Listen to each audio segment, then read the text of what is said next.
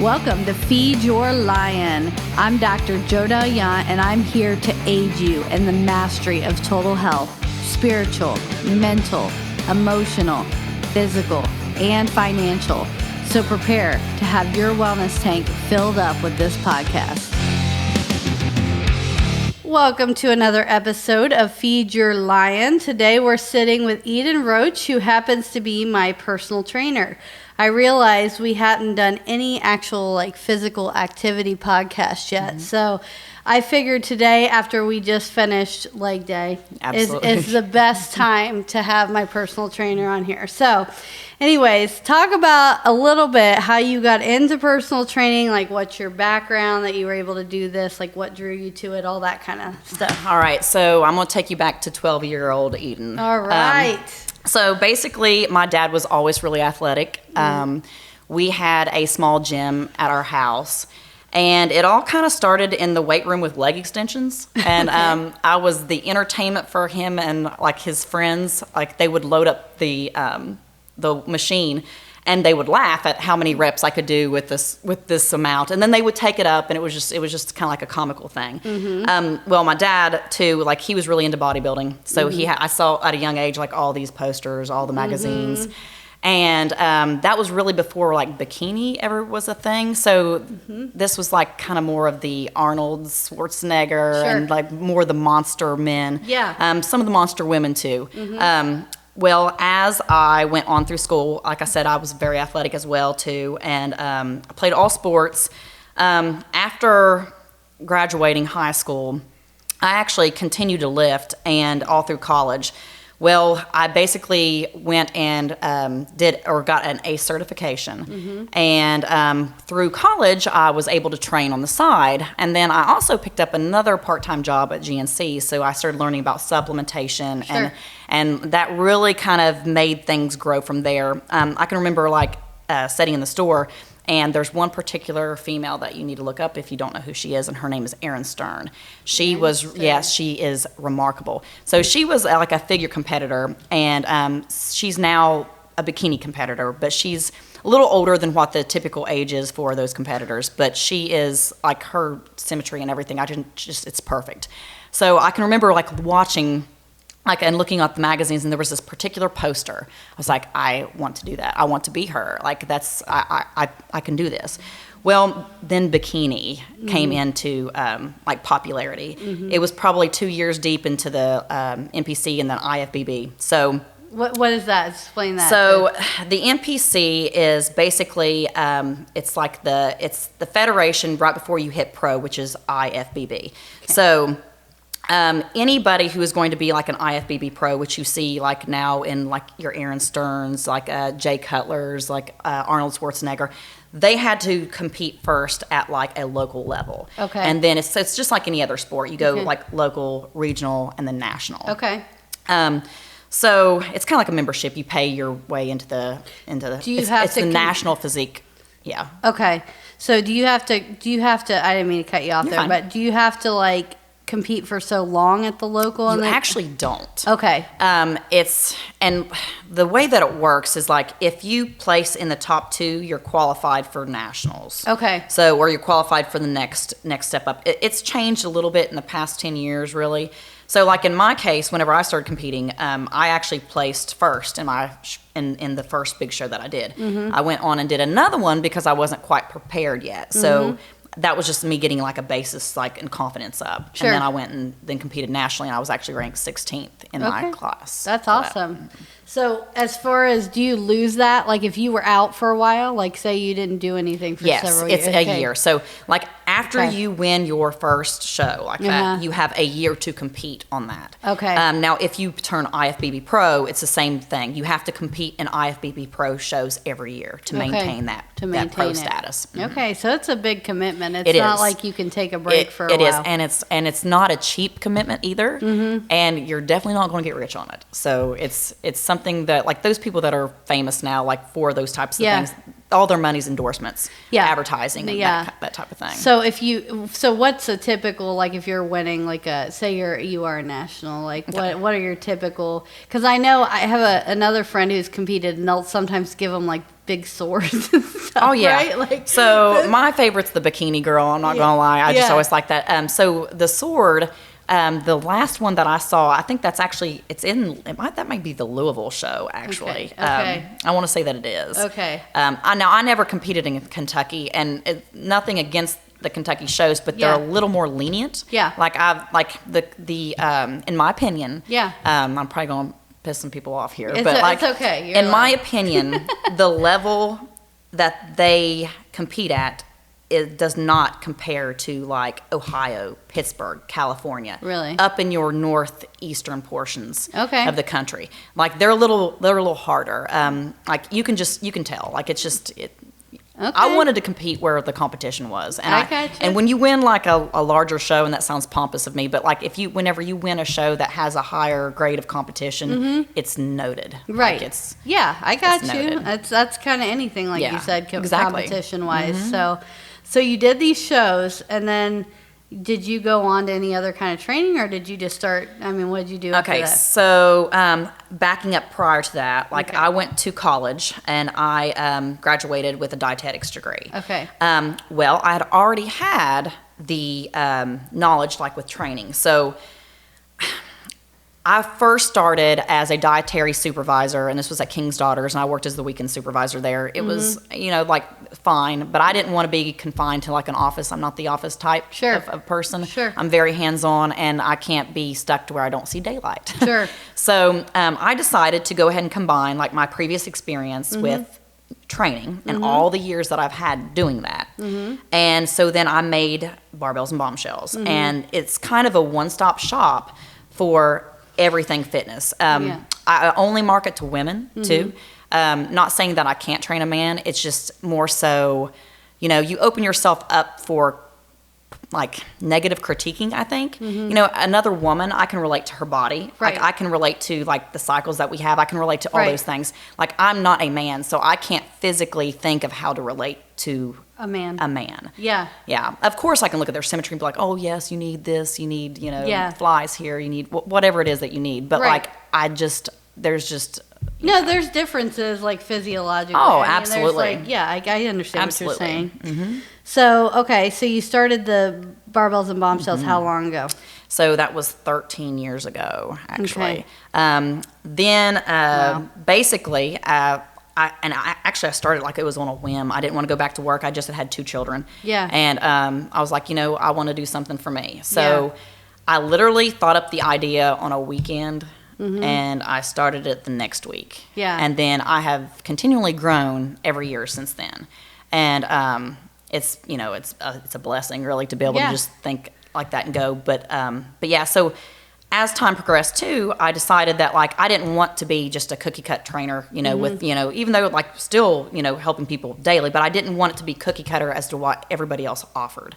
So I came up with, like, the Miss Barbell competition. And that was a way to almost, like, it's very similar to throughout the year, like, take you back to high school. A lot of times, like, you were a high school athlete. Not all of us go on to be, like, D1 college athletes, right? It kind of ends there. Yeah. Well, when you look at it, also a lot of the camaraderie that you have Right. with people ends there. And, like, That's some of the right. best friendships that I've forged have been in athletics like that. Yes. So I came up with this idea to where each person was going to compete as an individual, but also as a team, whichever training slot that they were in. So that brought back that camaraderie. Sure. And I'm seeing all these women, some who have had it, some who are, like, ex-athletes that missed it. Yeah. And it just, I get cold chills right now just thinking about, but, like, it brings back, like, such a passion in people. Yeah. And, like, I have wild animals to, train for, like, 12 weeks out of the year. Right. So what I then decided to do is, after I, map this out and we track everybody's challenges, because we have, like, a challenge that we do once a week. And so after 12 weeks, I would go ahead and tally those up for group and then also tally those up for individual. Well, I thought, like, what better way to do this than to do it like a prom, like in high school. Yeah, you know, like you said, you work your butt off all year around, and then you're like, man, I need something to look forward to. Absolutely. So that just still, you know, well, I don't know what I'm trying to say. It adds to the drive that they have a date now. The motivation. Yes, they have a date now that they have set that they want to either fit into this or look good for this. Yeah. And it's a small goal because it's only 12 weeks too. Right. And that's only going to ignite more and more as we go. So we have like a banquet and we award everybody, and it's just a time to cut loose and celebrate everything that you've accomplished. I love what you're doing, because for me, like, you know, I need those kind of things, like goals to set, right? Like everybody needs that. We've talked about that before. Like if you have no motivation, like working out, if you've done that your whole life off and on, that can get old after a while. Like if you have so you've kind of made it fun again and brought back that competition. So it's really cool with that. So you've had a lot of different experience. Like what's a typical, like if you walk into any of those, you know, Gold's Gyms or whatever, you know, 24-hour fitness, like what is a typical background for trainers? Is it dietary? Do they do like a physio? Well, it varies from state to state too. Okay. So in some states you can just have like a degree in science, like a 4-year bachelor degree. Okay. And then you can actually train as long as you allow those people to know, your clients, that you're not actually certified specifically for this. This is just a science degree. I got you. Okay. Now, typically, too, most facilities will have you still have some type of cert in order to train with them or under their label, because, you know, you have to cover yourself. There's insurances and, you know, it's a mile long. But typically, like, in my opinion, like, I've always preferred the ACE if somebody is looking to go that direction. But first and foremost, you know, college by far. Yeah. If anything physiology. So do related. A 4-year degree. Yeah, and then absolutely. The ACE, what does that? So ACE is just your, well, it's escaped me exactly what it stands for now. But it's been so long because I don't need that anymore because my 4-year degree in the state of Kentucky. But it was at one time, it was the most nationally notable training certificate for a physical training. And it's long. So like it's not like you can go to a facility and test into it within a week. Gotcha. You know, I'm totally against that. I know that it's going to piss some more people off too, but like I'm totally against that, because the thing is that I have been training since I was 12 years old, like literally. Right. And I'm still learning things. Right. I'm still learning like certain mind muscle connections. Like it's forever a broad learning process. Well, your body is complicated, like, and it's changing. It changes. Yeah, and everybody's like got a different like makeup. So you really like those little things, like tweaking things are important. Like, and I also think that experience trumps most of everything. Yes. Because like, if you can also have that experience and then relate to somebody on how to describe those things, and it's not just like, hey, you're moving this from point A to point B, because it's not that. Right. It's like it's slowing things down, you know, like even envisioning like what, you know, that particular muscle group looks like on an anatomy chart and how it would move. That's where the physiology comes into play. Sure. You know, I think that would be the go-to. Absolutely. Okay, so not everybody has a dream to be a bodybuilder or a bikini star. So like an average person who's just wanting to stay healthy and active, how often do you recommend they're working out? Like how long should it be? And like what's that sweet spot of cardio to weight training? Okay, that all differentiates between where the person is starting. Okay. It depends on their athletic ability. It depends on like what the fat loss is that they have to lose. In general, like I'm a big advocate for mental health too. So I look at it like this. Like I think that you need to treat fitness like it's your job Monday through Friday, just like you're clocking in, clocking out, because you know that's something that's attainable. Sure. Weekends are for family. It's for mental, decompression. Yes, all that. So if somebody is first starting out, I would prefer obviously weight training, because like weight training at first over cardio is going to help you establish that muscle mass so that your body is actually calorically burning more at rest than what it would without. Yeah, it's raising your baseline metabolic rate. Yeah. Exactly. And I feel like that with moderate cardio is probably a good place to start with for a beginner. But like I'm all about 5 days a week. Yeah. Yeah. Okay. And you can do that rotation too. Like some people are like a 3-day on, 1 day off, 2 day on, 1 day off. That's fine. Sure. Yeah. You know, and I'm not against training sore muscle groups either. So I think that there's a perk to that as well. But yeah, it just kind of really depends on exactly where the person starts and their history and, sure. you know, So in that 5 days that you're doing, do you think that every day should be a mix of cardio and strength, or should you do a couple days of strength, a couple days of cardio? Like, what do you? A little bit of everything, and similar to kind of like what we do. You know, like you need to work on agility, strength, endurance, flexibility first and foremost. Because those things come, you know, those things come in to bite you in the rear end too as you get older. You can't just go in there and throw weight around either. I think that, you know, a good warm up first, you know, with bands, something that's going to get the blood flowing. Sure. Also, you know, get all the heads of everything firing. You know, that would be something that we usually start with, but that's something that you do want to start with. Balance exercises too. I'm big, like, well, today, like for instance, where we did leg day, like lunges and, you know, things that requires lunges, people. Well, She can't. knows this. Yes, but you know, but there's a rhyme to the reason. Yeah, for no, everything. it's good. No, I'm not. Listen, Eden has like kicked my butt more than anybody else, so it's good. I would strongly recommend you to go to Eden, even though I like cry after our workouts. In my pillow type You of thing. complain a little bit too. I'm not gonna lie about she complains just a little bit. Look at her. See, She'll cut a couple corners. I will. I will. No, you won't. I'll fess up. I will do it. I'll get better as we go. Did you count, Jodelle? I think I did 30. I think I did 30. Well, see, Eden will also say to people, do 20 or 30, and then she'll look at me and say, you can do 50. Go on. Well, it depends on what we're doing. And also, like, established muscle mass. So, you know, like, there's a rhyme to my reason for everything. So there is a reason I hate my life for an hour, and a half on Mondays. But it's great. It's good. No, seriously, I do appreciate it. So moving back to this, so we're talking a mix of things. Most common goal you see people they want to achieve, is it weight loss? Is that the most common, or are there a lot of people who want to like do other things with it? It's kind of a mix. Okay. But I'm going to stop you with the weight loss. Okay. Right there. All right. I hate the term weight loss. Okay. Because weight loss implies that you are going to step on a scale and you are looking for a number to move. A scale is an indicator. You know, if you're going to use the correct verbiage, I would like to hear fat loss. Sure. You know, like, because so many people get trapped in that same, you know, like that same headspace as, oh, I got to see this scale move. Right. And, you know, like, you may see times like within your weight loss or, you know, within your fat loss journey where the scale tapers off and you don't see anything and there's body composition changes going on.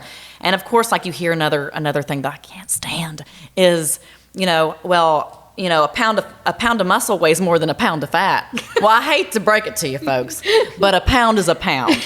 You know, however you slice it, a pound is a pound. And so what the difference is surface area. So, you know, if you think in terms of, you know, a brick, what is it, like a 10-pound brick, something like that? So a 10-pound brick, you know what the size of a 10-pound brick looks like.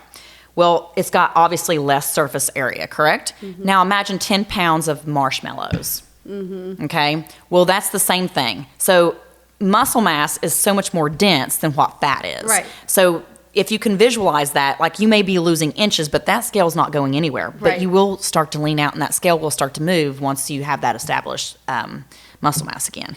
But yes, but back to your question. Yeah. It's about even. I have some girls coming to me for pure aesthetics. So, you know, like, I think the way that I first started to be known around here was like people came to me for butt. Like that really? was the butt and the legs, yes. Yeah, and so that's where the Best Ass in Ashland came to, like, that award as well. That was you. Okay. Yeah. All right, so all right. But yeah, so I think that's where anybody who's come to me aesthetically, that's typically what their driving factor is. So if you listen to our podcast with Dr. Suber, she talked about the dangers of the Brazilian butt. So you could just come to Eden and get it naturally. That's a great follow-up. Yes, absolutely. Remember, a butt is earned. Yeah, that's right. There it is. Zach, our camera guy, is holding up a picture right now of Yeah. the Instagram. You've dug way back there on that one. that one's back like 2016 maybe. Oh, yeah, I think 2016.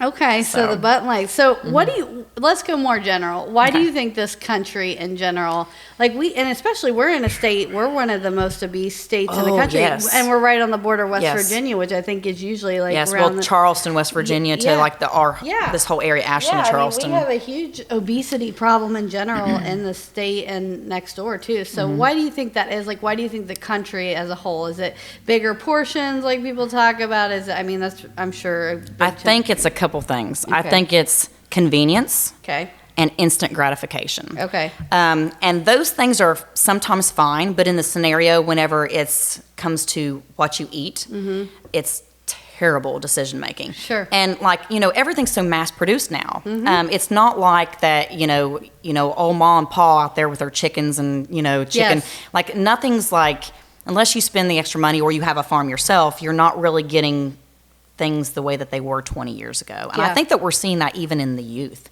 Like, and this is just, in my opinion, my observations, but like you notice that women are developing way earlier these days. Yeah. And, you have to think about our food supply. So, hormones. Yeah. Yes. So they're chock full of these things so that they grow quicker, so that, because, it's supply and demand. And it's really sad to think of like that. No, I mean, you watch it's all a those. fact. Yeah, you watch all those food shows. How much extra crap are we putting in terrible. everything now compared to, like you said, It's terrible. Just a short while ago. I mean, it's all the extras and crap in there is.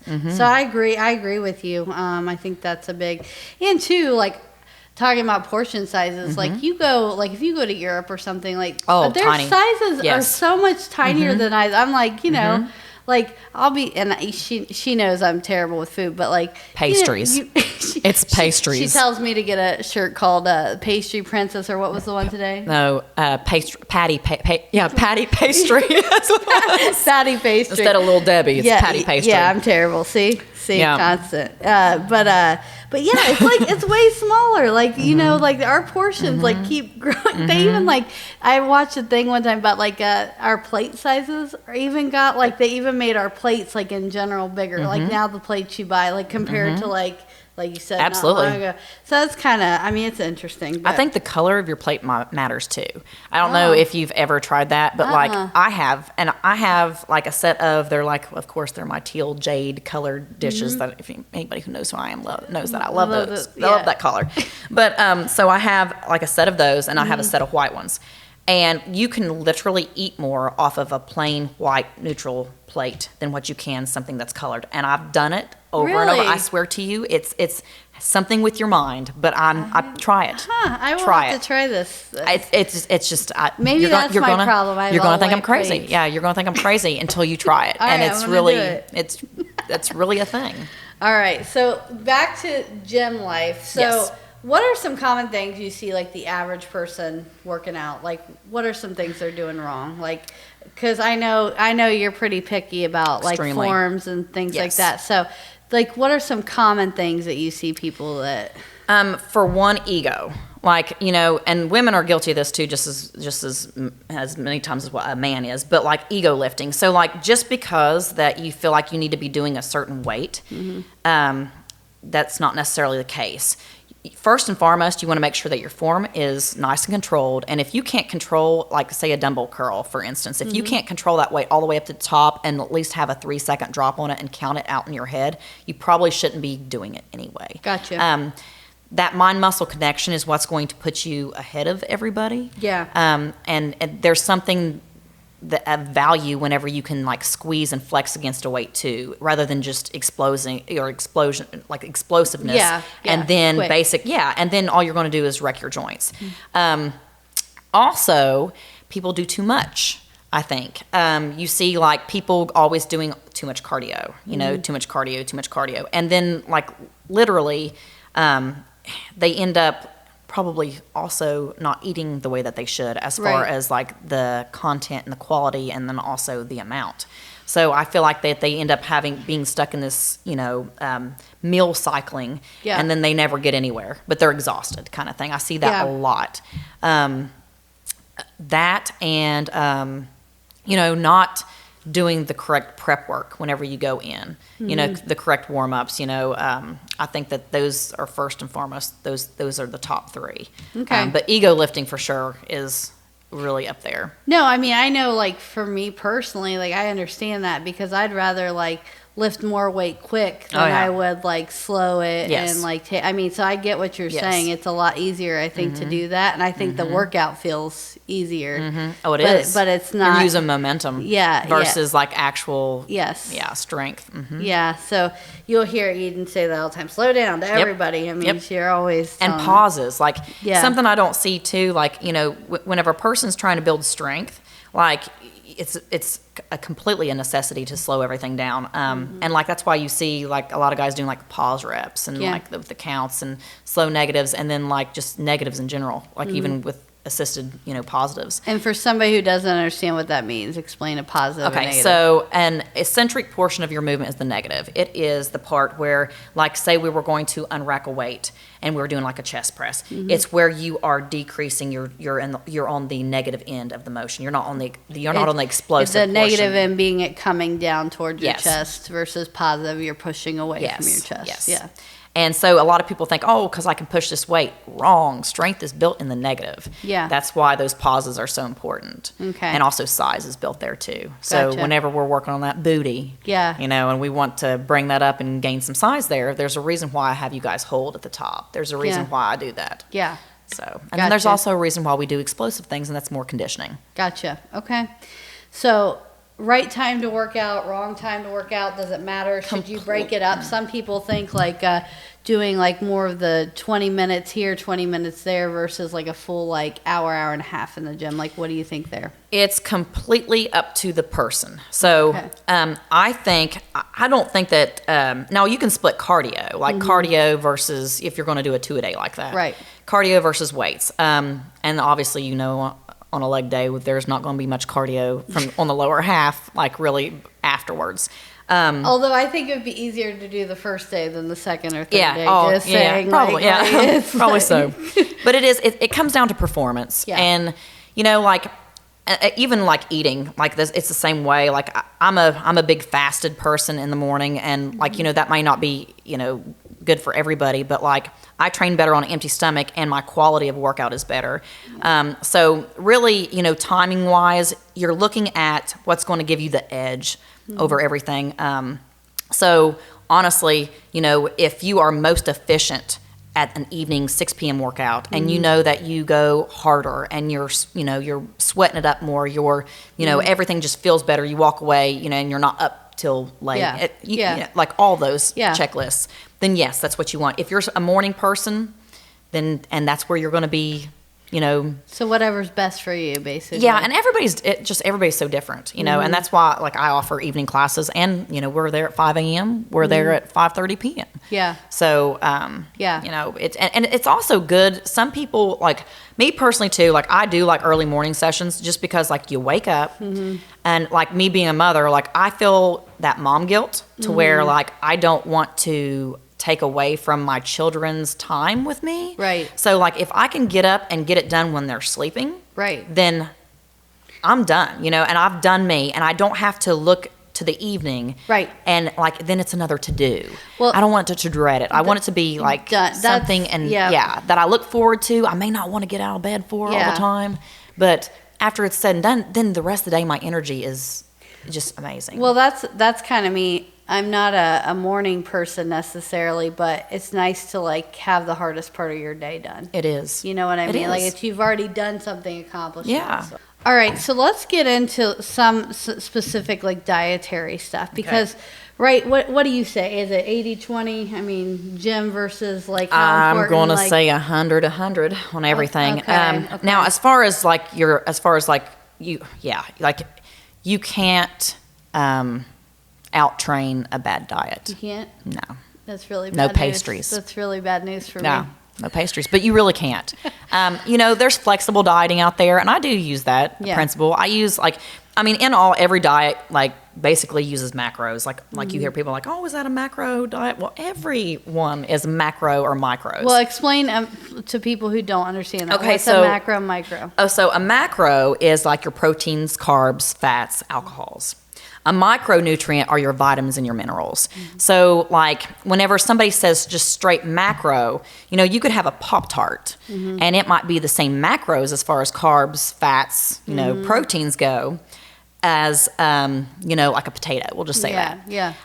Now, obviously, on a micro level, the potato has all these micronutrients that are way more superior than a Pop-Tart. Right. So it's not apples equivalent. and yes, it's not. Yeah. So this is how people can be malnutrient, but then still be satiated with what they need as far as their macros go. I got you. Happens all the time. I'm going to say about 50%, maybe even 60% of the nation, they're like that, if not more. Okay. So do you think in like diet overall, it's a more of a calorie issue, or do you think it's more of I'm not getting the appropriate macros with the macros in? So it's a little bit of everything, because like I like to use this, if you eat enough oranges, right, you can get fat. Right. Like calories a calorie, no matter how you put it. Now there is perks, like proteins, obviously, they keep you more satiated, not as hungry throughout the day. Yeah. And if your goal is to get fat loss or have fat loss and grow muscle mass, then yes. But there is like, I usually use like it's usually a 50, 30, 20 is what I like. Okay. So 50% of my intake usually comes from protein, and 30% carbohydrate, 20% fat is how I regulate. Okay. Now that doesn't mean that some days I might be a 40, 20. Okay. So it just really, I do cycle things throughout, and it depends on the season too. Like I'm not going to deprive myself if I want the pastry, then I'll eat the pastry. But I'm not going to like be like, oh, I got to go do extra cardio and get it. I'm not going to do that. Like I'm just going to pick back up where I left off. Okay.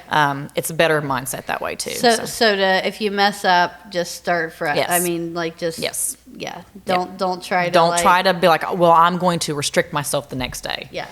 There's no point in doing that. Okay. You can cause a lot of confusion there, and your body's looking for consistency. And then if you have a trainer or somebody, a nutritionist or a dietitian that's working with you too, you need consistency too. Okay. As far as variables go, because you don't want a whole lot of variables, because you want to know what yield a certain result we'll get. So yeah, and that's why I try to map that out even for myself and my clients. So you're not a fan of like, okay. Let's take intermittent fasting, for example. Okay. Like, I know that's probably a different topic, but like, no, it's great. I love it. So, they say to do some longer days of intermittent fasting where you'll have like an 8 or 10 hour window, and then do some shorter, like 4 or 6 hour windows, right? Like that's not like you would eat the same calories in there. How would you do that? Day to day, your macros and caloric intake should be the same. Okay. First off, I'm going to go and harp on the term intermittent fasting. Oh, don't harp on my intermittent. Anytime you're not eating, it's fasting, right? Yes. When you're not eating, it's intermittent, right? So it drives me crazy that people are like, oh, I'm intermittent fasting. And what I see is people use this as a term to be like, oh, well, I'm not going to eat for 6 or 8 hours, but then I'm going to eat this 300 calorie meal. And then I'm going to not eat again until tomorrow. So people use it wrong and almost like as an effort to starve themselves. So just let's get this straight. Intermittent fasting done properly is the same caloric intake daily. Yes. That's how I put my goal. No, I agree. Yes. I agree, yeah. Now, how you get that in, whether it be 2 meals, 1 meal, 3 meals, fine and dandy. Now, where the problem lies is like if you're already like diabetic, if you have issues with blood, insulin, sugar, those types of things, then obviously that's 1 meal a day isn't for you. You want more of a consistent protein, lower, complex carbs only kind of deal, even a higher fat content. But yeah, so I am a fan of that. But again, it comes down to quality of workout. Like if you come into me and we go ahead and we put you on a meal plan to where you are eating and you're not training fasted, although you really are like at a much more efficient rate or like more efficient work, effort in the morning on an empty stomach, and we put you on this meal, and then we just see your effort just plummet. Yeah. I'm not doing you any good because now the intensity of your workout Sure. is crap. crap. Yeah. So now that edge that we had on the intensity, which was going to in turn increase your caloric expenditure for the day, Sure. is now dumping, and I haven't changed your plan at all. Yeah. So like it depends on the person. And really, like, I would like for somebody to show me the study where this really matters, but like there's all kinds of information out there that's, not really correct. But in my opinion, and I must say that in my opinion, you could clone the same individual, both the same kilocalories each day, right? And you could have one person eating them, again, if there's no other health hazards, once a day. Yeah. And you could have the other person eating them in a 3-meal breakdown. Right. It's not going to matter. Numbers are numbers. It's Yeah. not going to matter. Yeah. It's not going to matter. What does matter, and if one person does yield less or more weight gain or Results. whatever, it's because of the intensity of their workout, like whatever worked for them. Yeah. And that's it. That's something you can't quite gauge from person to person. Yeah. But like that's where a trainer comes into play. So they just got to figure that out. Yeah, because I mean, and you know how it is. Like Yeah. if you're really, you can run a sprint. Yeah. And say it's a sprint. Yeah. But did you really run a sprint? Right. I'm with you. You know what I mean? Yeah. So the recovery on that's Yeah. how you know. Like, Yeah. like this intensity is going to far be more superior than this. Yeah. You know how much you're hurting from it. Yeah, exactly. So the Effort. yeah, exactly. So the supplements that you recommend to a typical person when they're working out on top of like their whatever calories we're staying in, what are some typical supplements that you tell people? Okay, so beta-alanine is one of my favorites. I don't get these already pre-mixed into like all these different pre-workouts because a lot of times, which I'll go into that here in just a moment, but I get beta-alanine, which is it's actually helps reduce fatigue. So it will give you a slight skin tingle, but it works wonders. So you're able to train longer and harder. Then I also like arginine or arginine, whatever, how there's multiple ways to say that. Now that's a vasodilator. So what that does, that opens up those blood vessels and allows all those nutrients to get to the muscle. It allows for a better pump. So you're getting, all the way around. It's like Miracle Grow for a plant. Gotcha. For the plant people out there. But like that's exactly what it is. Also, I am a big fan of creatine. Now, being women, we don't need to load on creatine. We're not like teenage boys in the gym with their cell tech and probably get sued for that one, but cell tech and all that. Yeah. Like 70 some grams of sugar per scoop or something crazy like that. So as a woman, I think a good maintenance phase, whether it be monohydrate or hydrochloride, is 5 grams. Now, what I like to do, I get all of those in powder form. And I take 4 ounces of Simply Orange juice. And all those go in together, swash it around a little bit. Literally 10 minutes before you get to the gym, down the hatch. And it is wonderful. Now, back to the pre-workouts. So a lot of people want that energy yield, right? Well, a lot of those pre-workouts are loaded with caffeine. Sure. But then they also have, and they sneak in like all these amino acids, including L-arginine. So whenever that happens, well, you have the vasodilation, but then you have caffeine. Well, anybody that knows what caffeine does, it's a vasoconstrictor. Yeah. So why would you do something to cancel out this? What you're And doing. then your blood pressure rises. Goes up, yep. So you're getting this energy yield, but then like you think you're getting this pump, and no, you're not. Like it boggles my mind what's really out there in the fitness world as to what the gimmicks are that you can buy. And but the key is like if you educate yourself, and you learn like what absorbs well with this, and what your own needs are, you can really come up with a concoction that fits you. For you, well, and for I have to tell this because it was the glutamine. You knew I'm going to talk about this because, Eden knows this because we had extensive. But I was amazed, like. Okay, as a physician, you think I would know some of this stuff, and you don't. You don't get completely different backgrounds. You get very little on nutrition, honestly, and people don't realize that. Like, and it's so important, but we get very little on it. So a lot of stuff I'm learning is like from other people, or I've read it, or whatever. So I was having severe muscle soreness, like after legs, like arms, whatever, crippling. Like it was to the point I told Eden I was gonna have to stop, like because. It got so bad. I was like, I walk my dogs around the park every morning, right? And my quads were so like shot, and like the pain was so bad. I was like having trouble getting up and down for like 3 or 4 days. It wasn't for like a day. It was like 3 or 4 days. And at one point I fell twice in the park when the dogs pulled me, and it was ridiculous. And I'm like, this is like the stupidest thing. Like I can't even like do other like normal things. So I was like, and then Eden and then another girl I know who had done bodybuilding, she said, you've got to do glutamine with it. Well, and I went to one of the Iron Heads, like the nutrition like supplements, like a GNC type of thing. I went there and I got the BCCAs, which is, they have a bunch of the amino acids. Yeah, branched chain aminos. Yes. And then they have, they do have glutamine in there too, but I got extra glutamine.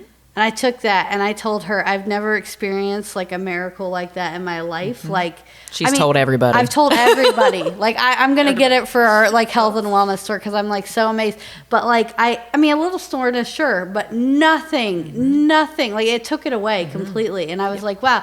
And you were like, you're probably deficient and like that. But I mean, they told me it's basically like filtering out some of that lactic acid. But I was truly like amazed by the difference. Now it's like nothing. I mean, it's like it's still sore, but so it's that not just means like, you can add in like a third leg day. Y'all, Lord right? have mercy. Listen, that's where we're going with that's this. a typical thing Eden would say, but very typical. very typical. But yeah, so I mean, there's the thing is they matter. Is like I mean, I don't think I've taken it as seriously probably as I should. Like your basic like. But I'm like, man, that really... And supplements in general put your body at a natural homeostasis, or maybe not natural, but a better homeostasis to carry out the jobs that all of your systems do. Yes. Like these weight loss pills and stuff like that, people are like, oh yeah, I took this one. No, you probably it probably took away your appetite and you just didn't eat. Right. But like for the most part, like that's what supplements are designed to do. They're not doing the work for you. So so let's just get that straight too for anybody that's going to a GNC or to wherever and this bottle claims that, oh, you're going to lose weight.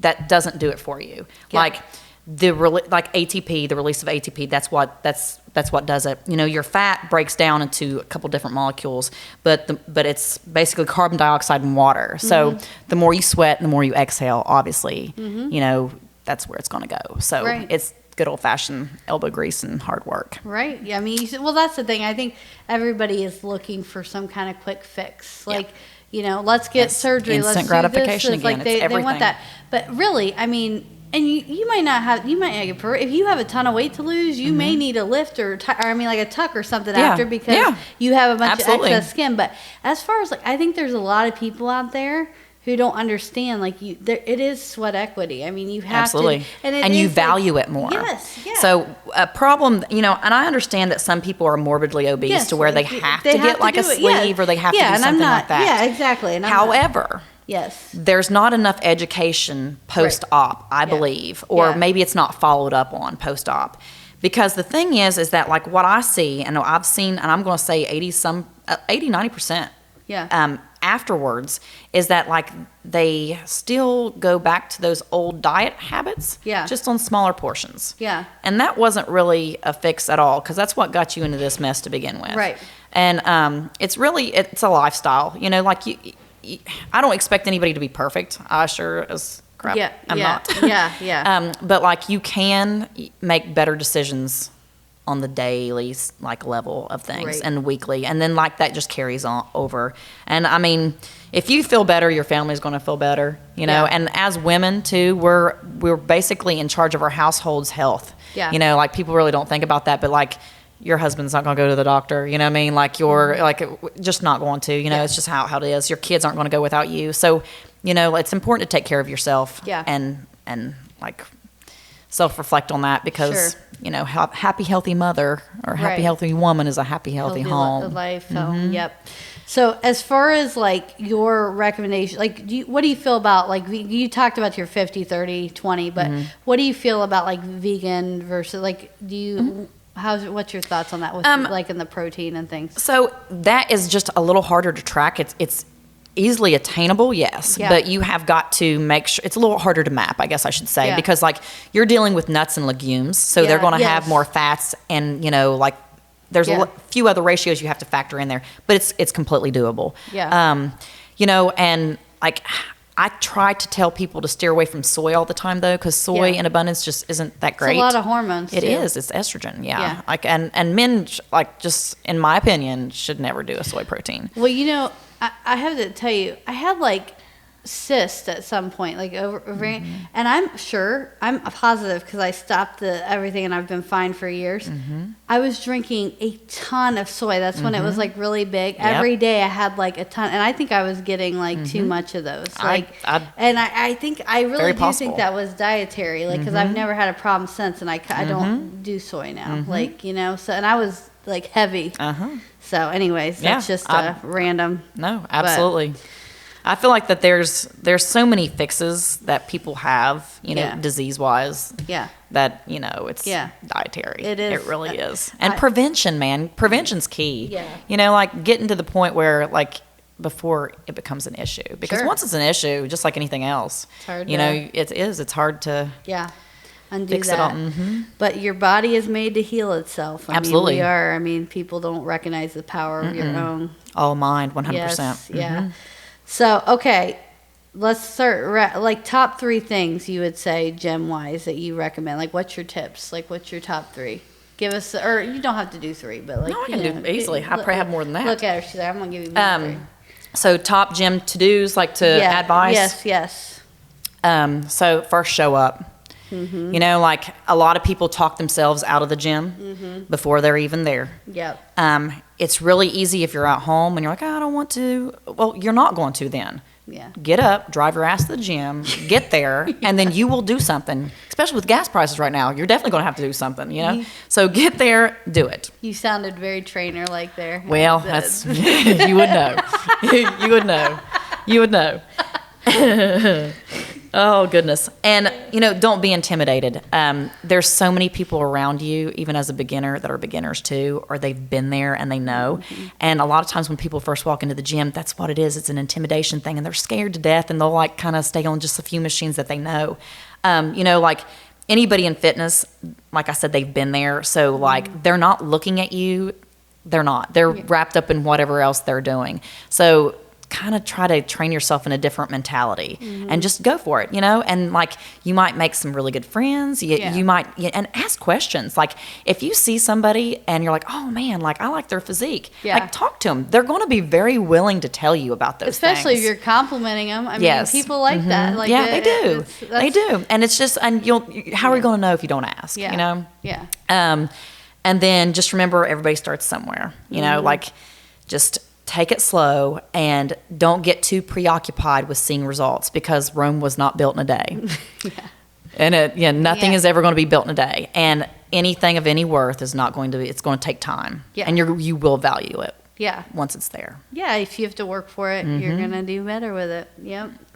Okay, is there anything else you want to add that we didn't kind of cover? I know that's way too much to cover in a podcast, but is there anything else you want to make sure people know before we start wrapping up?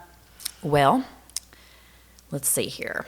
Yeah, come see me. There you go. We're out 60. Yeah, okay, Tell where you're at and how they can find you. So Alicia Eldridge and I of Eldridge Chiropractic, we opened up a gym called The Gym because...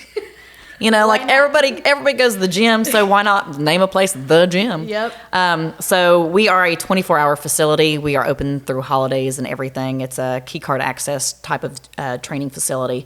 But me and Alicia and actually Tabitha, we all have we all train under my programming with Miss Barbell, or the Barbells and Bombshells, but we do offer several different group training times. We offer classes that are walk-ins, like with kickboxing, boot camp, and Zumba. If you just want to come check it out, those classes, like I said, are open. I have kickboxing tonight at 6:30, and then I believe Tabitha, she's on boot camp and Zumba on Wednesday and Thursday nights at 5:30 as well too. But we'd be happy to talk to anybody. It's a really good community of women, and it's more than just working out. We joke and we say that it's a cult, but it kind of really has turned into not a bad cult, guys. So don't think that, but like it's a place unlike any other, and whenever people come in and they experience it, they understand. Have you guys thought about franchising out? I would love to do that. Yeah. And honestly, with the competition that I've put together, I would like to have that on a much larger scale. Yeah. And because you don't really you don't really have that, and it's something that somebody can compete in, that, like I said, all ages. I have clients from 20-year-olds to 70-year-olds. Yeah. And don't count any of them out, because every one of them, they're tough as nails. Yeah, So that's awesome. Well, we appreciate you being here and thank you giving for us having these me. tips. And as always, we'll end with a couple quotes. The pain you feel today will be the strength you feel tomorrow. And exercise is a celebration of what your body can do. And those are unknown. And we will see you the next time.